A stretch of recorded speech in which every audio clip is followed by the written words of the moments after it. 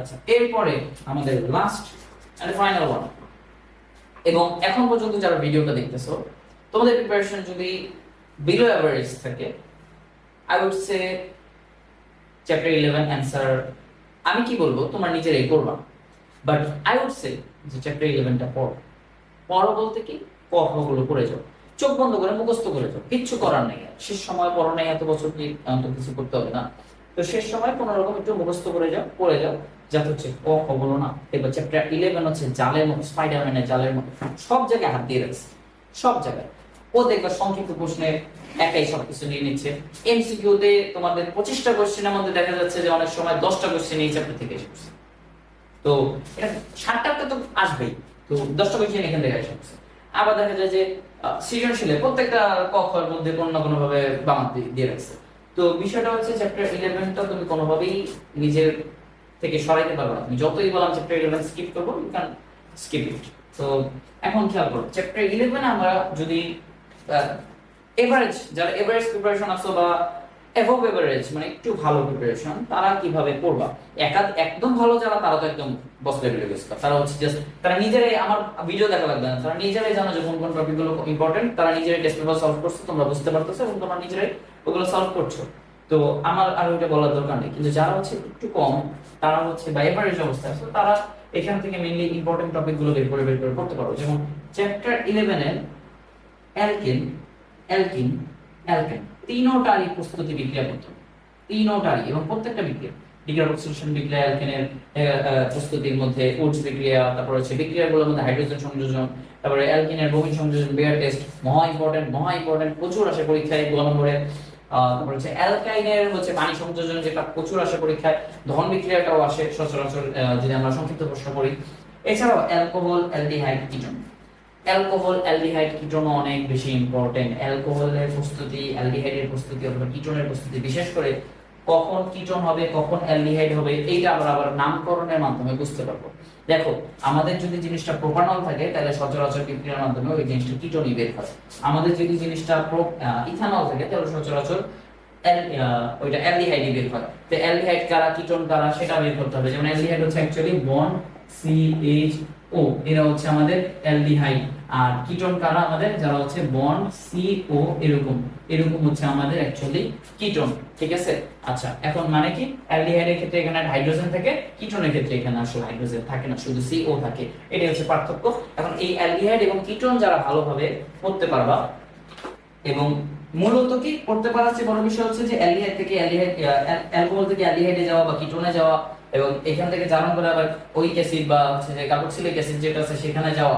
অর্থাৎ এই চ্যাপ্টারের মূল চ্যালেঞ্জিং পার্ট হচ্ছে এটা উদ্দীপক। তুমি যত ভালোভাবে উদ্দীপক ধরতে পারবা, তুমি তত ভালো অ্যানসার করতে পারবা। উদ্দীপকটা কেন, ধরো যে তোমাকে বিক্রিয়ার একদম সার্টেন স্টেজ তোমাকে ধরে দিল, অ্যালকেন দিয়ে দিল, অ্যালকেন তোমাকে দিয়ে দিছে অ্যালকেন। এখন তোমাকে যেই বিক্রিয়াটা করতে বলছো ওই বিক্রিয়াটা হচ্ছে অ্যালডিহাইড বা কিটোনে। এখন তোমার রাস্তাটা কি, তোমার রাস্তা হচ্ছে এই অ্যালকেন থেকে কোনোভাবে কিটোনে যাইতে হবে।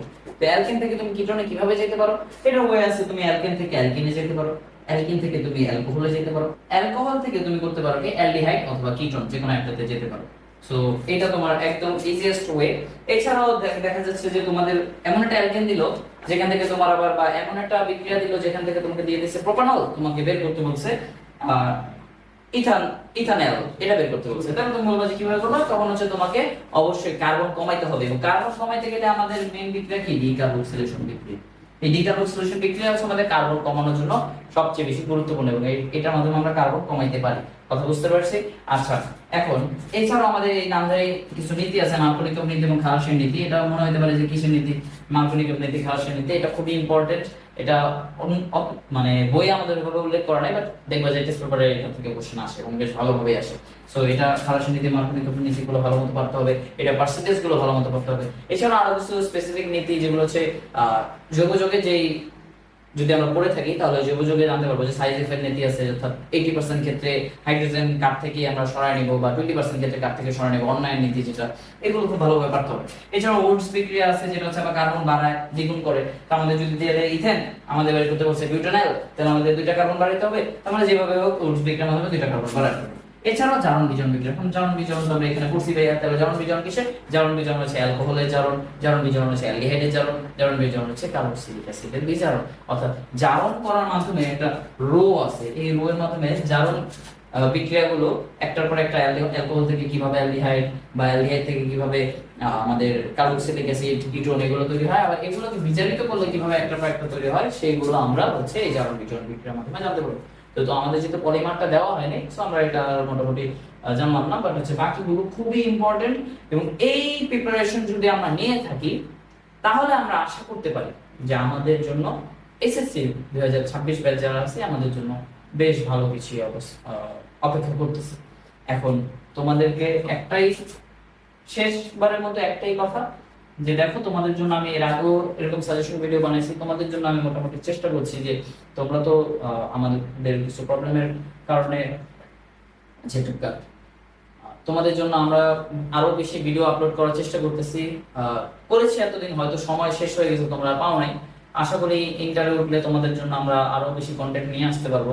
তোমাদের ব্যাচটা নিয়ে আমরা যেভাবে প্ল্যানিং করছি হয়তো এটা হয় নাই, বাট পরবর্তী ব্যাচের 27 ব্যাচের কেউ যদি এই ভিডিওটা দেখে থাকো, তোমাদের জন্য খুব শীঘ্রই আমরা নতুন নতুন আরো কন্টেন্ট নিয়ে আসবো, সেটা হোক কেমিস্ট্রি বা অন্যান্য সাবজেক্টেও। এবং হচ্ছে যে এই যে চ্যাপ্টারটা আছে, এবং এই যে সাবজেক্টটা আছে কেমিস্ট্রি, আমার one of the most favourite. তো এই কেমিস্ট্রি নিয়ে আর কোনো ভয় থাকবে না আশা করি। কেমিস্ট্রি যে টপিকগুলো বলে দিচ্ছি, তোমরা জাস্ট এই টপিকগুলো থেকে যদি ভালো মতো পড়ে যেতে পারো, ইনশাআল্লাহ, আল্লাহ যদি চায় এবং প্রশ্ন যদি ভালোভাবে হয় সবকিছু, তাহলে আমাদের জন্য বেশ ভালো কিছু অবস্থান করতেছে। সো ডোন্ট ওয়ারি, আমরা আশা করি যে আমাদের জন্য আল্লাহ তাআলা ভালো কিছুই লিখে রাখছেন। এবং তোমাদের বেস্টটা নিয়ে এই সময় নামাজ পড়ো, এবং যতটুকু সম্ভব যে যার ধর্ম থেকে ইবাদত করার চেষ্টা করো, প্রার্থনা করো যাতে হচ্ছে যে আমাদের জন্য যাতে সহজ হয়ে যায়। সহজ কি? সহজ হচ্ছে তোমাদের প্রিপারেশন। তোমরা যত ভালো প্রিপারেশন নেবা, তোমাদের প্রশ্ন যতই কঠিন আসুক, ওইটা সহজ হয়ে যাবে। তো মূলত হচ্ছে যে প্রশ্ন সহজ আসার বিষয় না, তোমাদের প্রিপারেশনটা ওই লেভেলে নিয়ে যাও যাতে হচ্ছে তোমাদের কোশ্চেনটা যত কঠিনে আসুক সহজ হয়ে যায়।